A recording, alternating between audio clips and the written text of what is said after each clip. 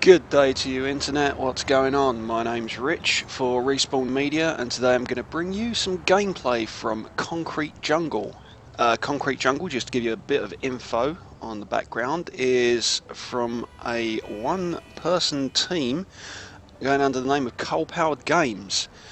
This game is originally a Kickstarter project which raised way beyond its original £3,000 target, and is in fact I suppose you could call it a spiritual successor, really, to the game that he released on mobile in 2011 by the name of Mega City, available in the Google Play Store, the Apple Store as well, and I believe it's also available on the Windows Phone as well.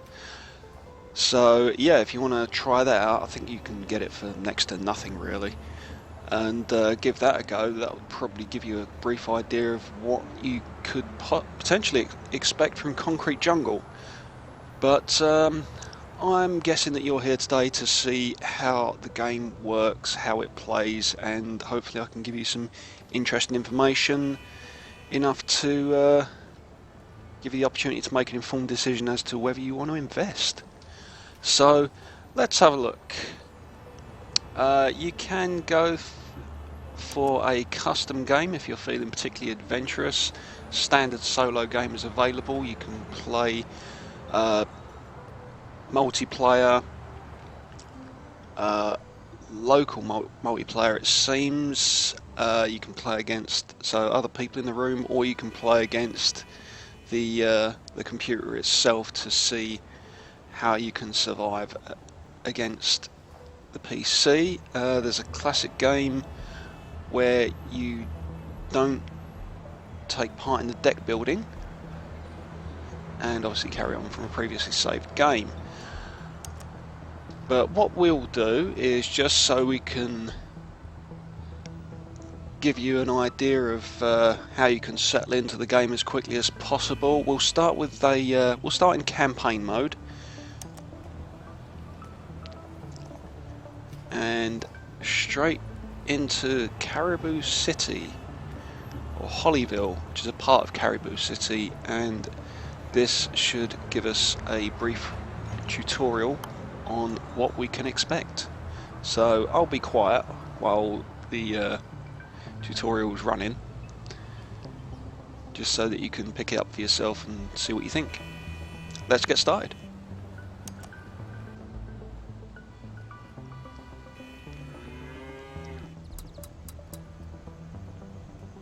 Welcome to the small town of Hollyville.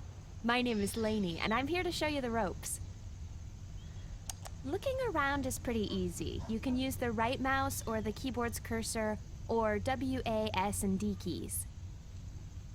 You can also zoom in and out using the mouse wheel or the R and F keys. Yeah, we'll add at this point, I'm using the mouse on this particular playthrough, although it does have support for controllers as well. So if you have a USB 360 controller or something similar, then you can play this game using that. Although I personally, in this instance, in this particular style of game, I would prefer to use the mouse to sort of navigate my way around the game. In front of you, there is a small grid upon which you can place buildings. Those buildings are determined by a series of cards. Let's draw some now and get started. So yeah, as far as genre goes on Concrete Jungle, it's labelled as a city builder, stroke strategy, stroke deck builder type game.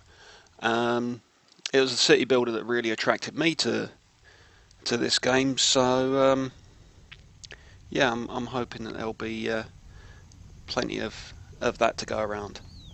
But let's continue. That will do nicely. At the top here is the next card in your build list. It's a school, pretty useful. On the card is a small 3x3 grid with a building icon in the middle. This displays the building's effect on its adjacent tiles. Blue squares represent +1 point, So the school will give +1 points to the tiles immediately adjacent to it. Okay, keeping up so far. We're going to select the With school a card card. selected, you can now place it. Notice how the blue highlights represent the area effect as displayed on the card. Let's put the school here. Yeah, so effectively as you go through the cards, the blue and the red tiles adjacent show that the point collecting cards placed on the blue adjacent tiles will add points and the red will take points away. You'll notice there are now some plus score markers on the empty tiles that were affected by the school. If we place point collecting buildings on those positive scoring tiles, we'll get points. It just so happens the next card in your build list is a houses card. By far the most common point collecting building. Just so happens, yeah, right. I've got a sneaking suspicion that this was all intended to happen. Notice how it tells you on the card if the building collects points or not. So let's get some points.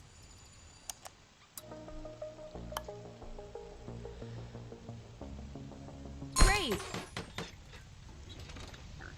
We now have 1 point due to the combination of the school's area effect and the house. We have a target to reach for each column. Currently, that target is 2. You can see your current target right here in the top right.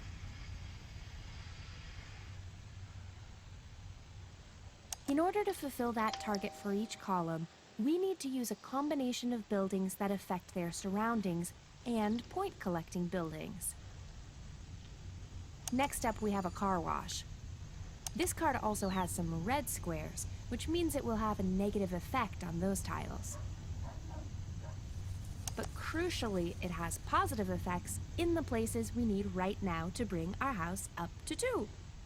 Select and place the car wash so that our house is given another point.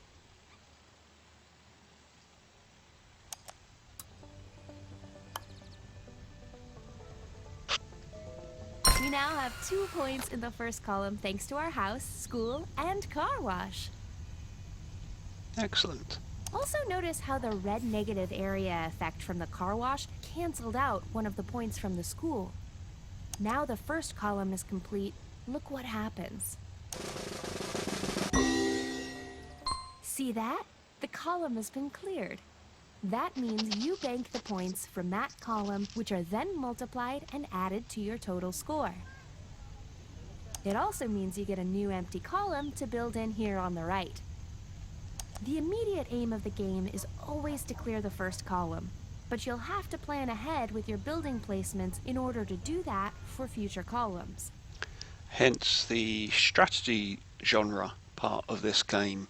You'll have to make sure that based on the cards that you get to select from, that you put them in the right, or as right as you can possibly get them, places to make sure that you can get your points for each individual column. Those are the basics, but let me show you what happens if you forget to place a point collecting building in a column. Fill this column with the following non-point collecting buildings. If any building area effects spill off the side of the grid, they will have no effect. You can use this to your advantage sometimes.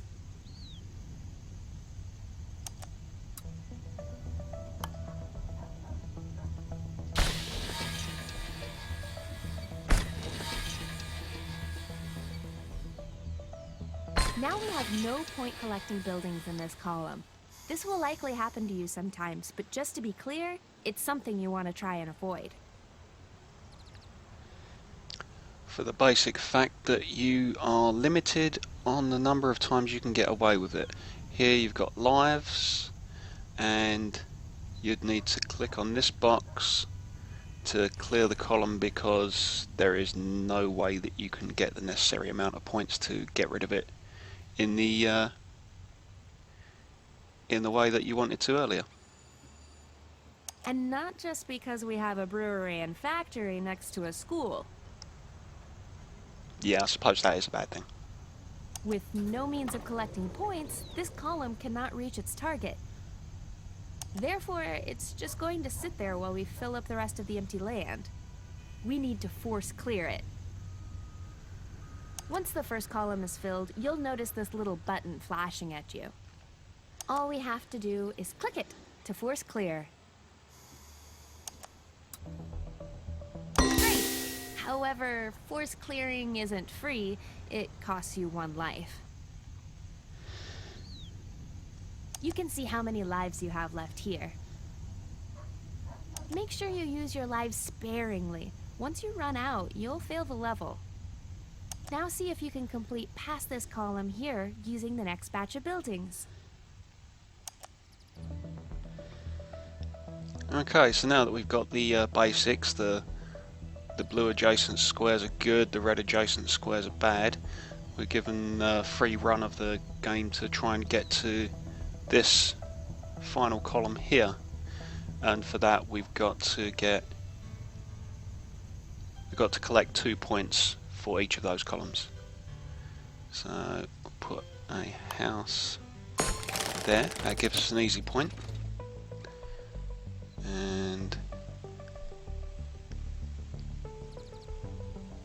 put a house there as well. That way the school solves that column and brings me onto this next column.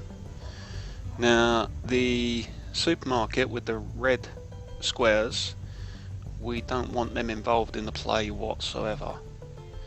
Luckily we know that we've just got to get to this column here, so I can set this in the next column so that they will not come into play at all.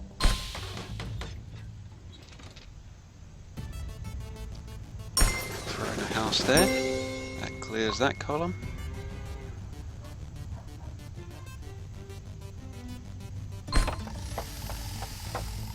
There is a shop.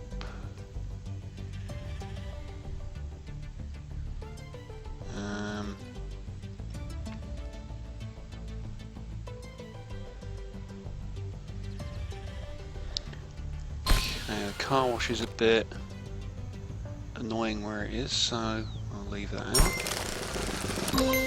Clear that column. Don't really want that factory. And you can also right click on the each of the cards as you were told earlier in the tutorial, just so that you can get an idea of what that card is supposed to do.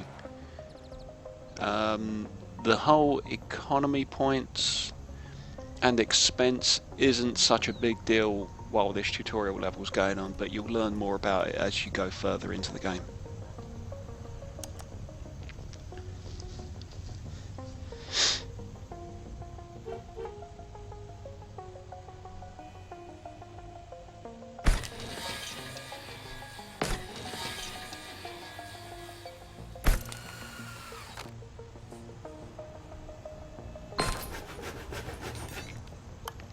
So this should finish up the level, because the school has given that house a point, and the supermarket will give it its second point. And that is 1 cleared column.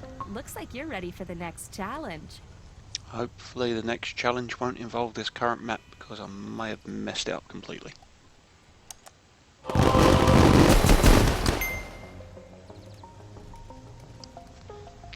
So yeah, you'll get experience points at the end of each level, and in order to level yourself up, and each time you level yourself up you'll get some sort of bonus card to work with, or you'll get access to a wider range of cards to use in on future levels. So completing that tutorial has unlocked the next level.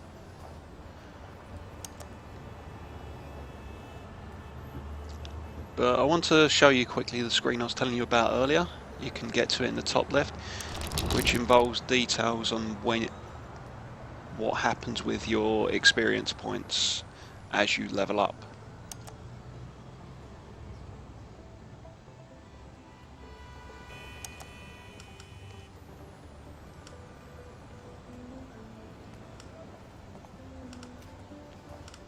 So what you've got currently displayed are the tiles that you can expect to see, or the cards you can expect to see as you go through the levels. These will unlock as you reach each progressive level. So whatever this is, you'll get this as soon as you'll get access to it as soon as you are able to level up. And they're split into different types of tile, point collectors, residential, commercial, industrial, very appropriate colours that are used in your standard city building games like City Skylines, for example, or the old SimCity games. If you've played them before and you come across and you see the residential, commercial, and industrial demand bars. So yeah, that covers that, and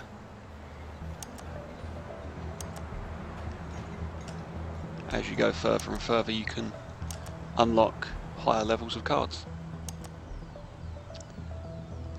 But yeah, that's a basic run through of the first tutorial of Concrete Jungle. It's a pretty fun little puzzle game, complete with your strategy, your city buildings, and your deck buildings.